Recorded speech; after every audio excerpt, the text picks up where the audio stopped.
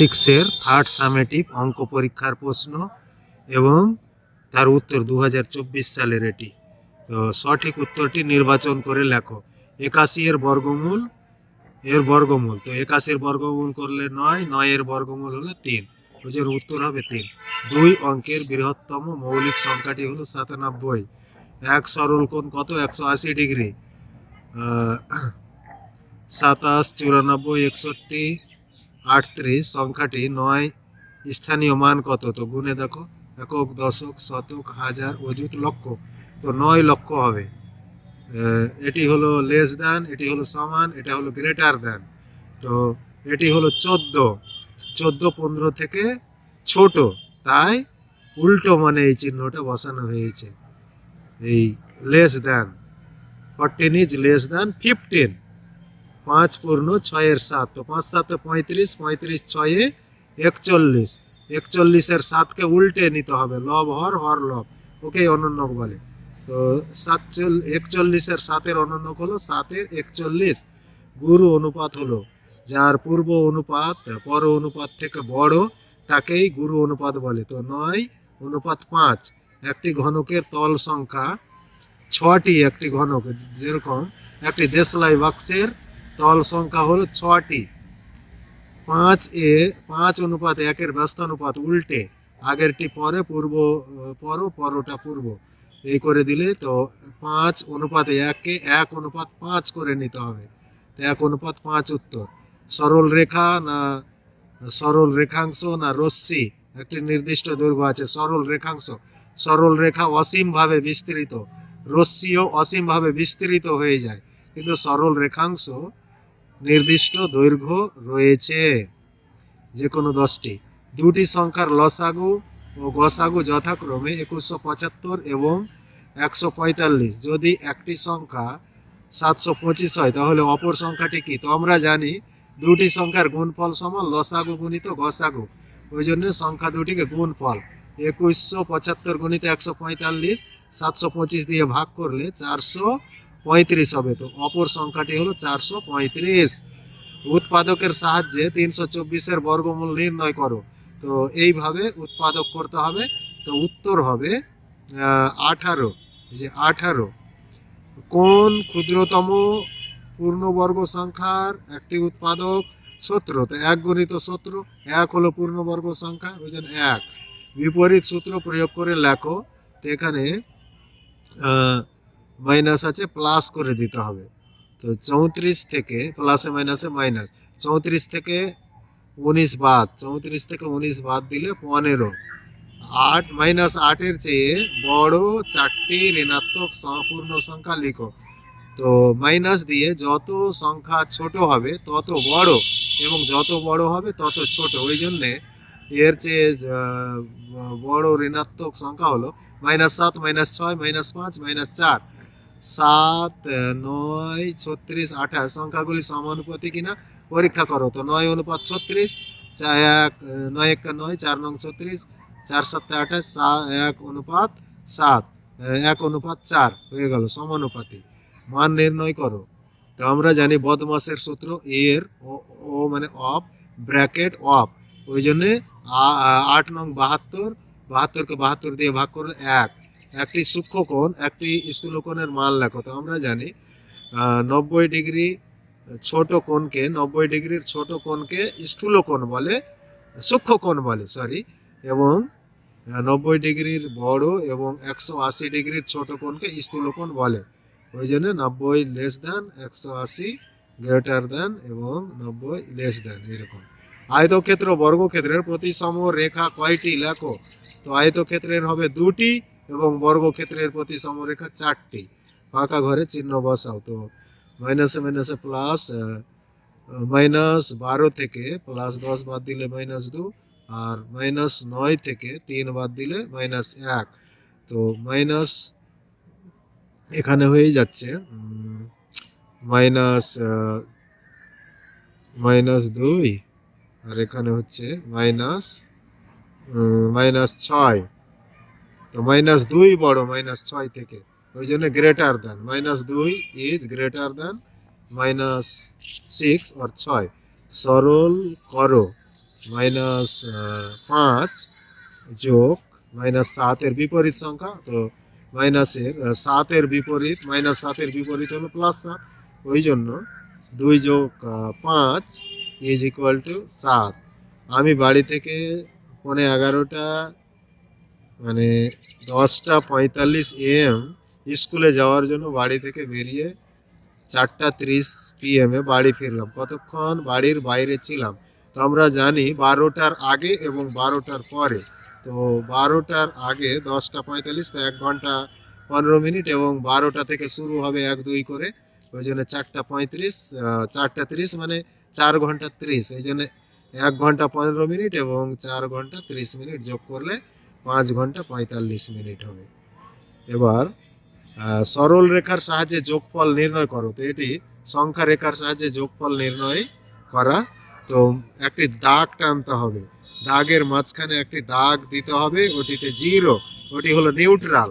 ডান দিকে গেলে +1, +2, +3, +4, এবং বাঁ দিকে -1, -2, -3, -4, -5, এবং যোগ বিয়োগ করে নিলেই হয়ে যাবে। এখানে একটি চিত্র দেওয়া রয়েছে। তো দেখো 13 কটি আছে, সমান সমান 13 দুটি আছে।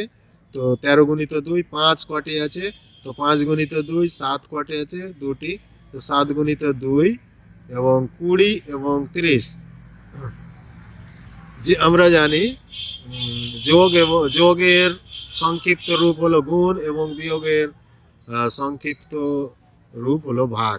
এই ফর্মুলাটিকে, এই সূত্রটিকে কাজে লাগিয়ে অঙ্ক করা হয়। এই যে 26, 10, 14, 50 যোগ করলে 100 সেমি হবে উত্তর। তো পরিসীমা 100। তারপরের কোশ্চেন, ব্যাস কোণ ভেদে, বাহু ও কোণ ভেদে ত্রিভুজের শ্রেণী বিভাগ করো। তো বাহু, 3টি বাহু সমান সমবাহু ত্রিভুজ, 2টি বাহু সমান সমদ্বিবাহু ত্রিভুজ, 3টি বাহুই অসমান বিষম বাহু ত্রিভুজ। এবার কোণ, 3টি কোণ সমান হয় সমবাহু ত্রিভুজ 60 ডিগ্রি করে। তারপরে একটি কোণ 90 ডিগ্রি হলে তাকে সমকোণী ত্রিভুজ বলে। আর যদি দুটি সমদ্বিকোণী এরকম করে হবে। আর 3টি কোণ অসমান বিষম কোণী। 4, 3 সেমি দৈর্ঘ্যের ব্যাসার্ধের বৃত্ত অঙ্কন করো। ওই বৃত্তে কেন্দ্র করে ব্যাসার্ধ, ব্যাস এবং যা বৃত্তচাপ দিয়ে চিহ্নিত করো। এই যে কেন্দ্র, এটি কেন্দ্র, ফোঁটাটি মাঝখানে রয়েছে ব্যাস, গোটাটি এই যে ব্যাস। এই পরিধি থেকে আর একটি জ্যা অবধি কেন্দ্র, মানে বৃহত্তম জ্যা হলো ব্যাস। তারপরে বাইরের এই যে সার্কেলটি দেখতে পাচ্ছ, এটি হলো পরিধি। আর চাপ, একটি এখানে কাঁটা বসিয়ে একটি রুল বসিয়ে দিলে ওটা চাপ হয়। তারপরে আমার দাদার বয়স আমার বাবার বয়সের 1/3 ভাগ। বাবার বয়স যদি 50 বছর হয় তবে দাদার বয়স কত? তো 50কে 3 দিয়ে ভাগ করে দিলেই হয়ে যাবে 16 পূর্ণ 2/3 বছর। 4 অঙ্কের ক্ষুদ্রতম বৃহত্তম পূর্ণবর্গ সংখ্যা নির্ণয় করো যা 8, 15, 20 এবং 25 দ্বারা বিভাজ্য। তো কি করতে হবে? 8, 15, 20, 25-এর লসাগু করতে গিয়ে দেখতে হবে কোনটির জোড় রয়েছে, কোনটির জোড় নেই। তো 2-এর 4টি 2-এর জোড় পেলাম, 2টি 5-এর পেলাম, এবং 3-এর নেই, একটি 2-এর নেই। তো 6 দিয়ে গুণ করে দিতে হবে। তো 600 হচ্ছে। তো 6 একটি থাকলে এটি পূর্ণবর্গ হতো। তো কি করতে হবে? 600কে 6 দিয়ে, মানে একটি 3 একটি 2 দিয়ে গুণ করলে 3600 হবে। এটি উত্তর। 20 বছর 11 মাস থেকে 10 বছর 8 মাস 23 দিন বিয়োগ করলে কত বছর? তো বছর, মাস এবং দিন। তো 0, এখান থেকে ধার নিলাম, মাস থেকে দিন ধার দিলে 1 মাস ধার, মানে 30 দিন চলে যায়। তো 30 থেকে 23 বাদ দিলে 7, এখানে 10 মাস আছে, 10 থেকে 8 বাদ দিলে 2, আর এখানে 20 থেকে 10 বাদ দিলে 10। 6 টাকা 50 পয়সা, 5 টাকা 20 পয়সা এবং 7 টাকা 80 পয়সা। আমরা জানি 100 পয়সায় 1 টাকা। তো 650 পয়সা, 520 পয়সা, 780 পয়সা হয়ে গেল। তো এগুলোকে কি করতে হবে? প্রথমে লসাগু করে নিতে হবে। তো এই যে লসাগু করলে গসাগু হবে 130 আর লসাগু হবে 7800। তারপরের প্রশ্ন, মানের ঊর্ধ্বক্রমে মানে ছোট থেকে বড়। 36-এর লসাগু হলো 6, 25-এর 5, 5 6 11, 49-এর লসাগু 7, 9-এর 3, তো 7 3 10 হয়ে গেল। 25-এর 5 এবং 100-র 10 15 হয়ে গেল। 4-এর 2 এবং 16-র 4 6। তো প্রথমে 1, এটি 1, এটা প্রথমে বসবে। তারপরে এটি হলো এই যে 2, তারপরে এটা 3, মানে 5 6 11, আর সবচেয়ে বড় হলো 15 4। অনিল বাবু তার মাসিক আয়ের 22% বাড়ি ভাড়া দেন। যদি অনিল বাবুর প্রতি মাসে 1870 টাকা বাড়ি ভাড়া দেন, তবে অনিল বাবুর মাসিক আয় কত? তো 22 দিয়ে গুণ করে দিতে হবে।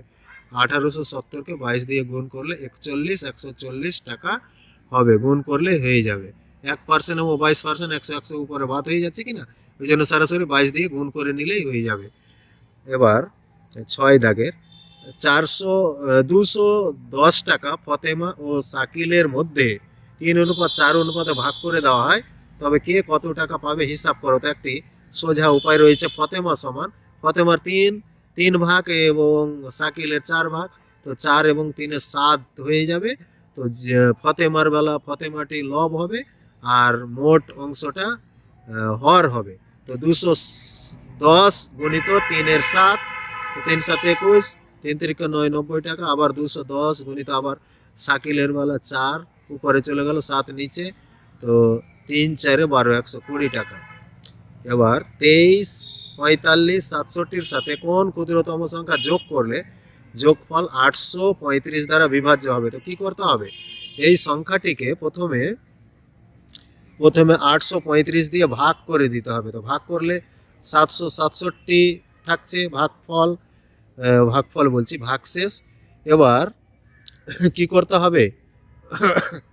ভাজ্য থেকে ভাগশেষ বিয়োগ করে দিতে হবে। বিয়োগ করলে উত্তর হবে 68, এটি উত্তর। তারপরের প্রশ্ন, জ্যামিতি রয়েছে। 8 সেমি দৈর্ঘ্যের একটি সরল রেখাংশকে সমান 4 ভাগে ভাগ করো। তো প্রথমে কি করবে? একটি স্কেল দিয়ে 8 সেমি দৈর্ঘ্যের একটি সরল রেখা নেবে। তো আন্দাজে অর্ধেকের বেশি কাঁটা বসিয়ে এদিকে দাগ, এবং আন্দাজে ওই একই সমান দুই দিকে দাগ দিয়ে যোগ করে দিবে। আবার কি করবে? এইটুকুর আন্দাজে অর্ধেকের বেশি চাপ এদিকে এবং এদিকে, এখান থেকে বসিয়ে আবার যোগ। আবার এখানেও ওই একই নিয়ম, আন্দাজে অর্ধেকের বেশি নিয়ে দুদিকে চাপ, এখানে বসিয়ে চাপ যোগ করে দিলেই এই যে 3টি দাগ পড়বে, মানে 4টি ভাগ। 3টি দাগের মাঝখানে 4টি ফাঁক, 1 2 3 4 সমান 4 ভাগে বিভক্ত হয়ে গেছে। তারপরে 7 সেমি বাহু বিশিষ্ট এবিসি একটি সমবাহু ত্রিভুজ অঙ্কন করে কোন 3টির সমদ্বিখণ্ডক আঁকো এবং সমবিন্দু কিনা দেখাও। তো কি করবে? একটি 7 সেমি সরল রেখা নিয়ে নিবে, তারপরে 7 সেমি সরল রেখার সমান কেটে নিবে, তারপরে দুদিক থেকে বসিয়ে সরল রেখার এই মাথায় বসিয়ে দিলে ওই অতটি, আবার এই মাথায় বসিয়ে তারপরে যোগ করে দিবে। তারপরে সমদ্বিখণ্ডক আঁকবে এইভাবে, আন্দাজে অর্ধেকের বেশি চাপ নিবে, দুই দিকে করবে, এদিকে করবে, সেরকম এদিকে, তারপরে যোগ করে দিবে, দেখবে একটি সরলরেখায় মিলিত হয়ে যাচ্ছে, সমবিন্দু সরলরেখা। এটি সম। স্কেল ও পেন্সিল কম্পাসের সাহায্যে 90 ডিগ্রি কোণ অঙ্কন করো।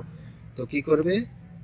প্রথমে চাঁদাটি নেবে, চাঁদাটি নিয়ে 0 সমান সামনাসামনি বসিয়ে দিবে, এবং বসিয়ে উপরে দেখবে 90-এর সামনে ওখানে ফোঁটা দিবে।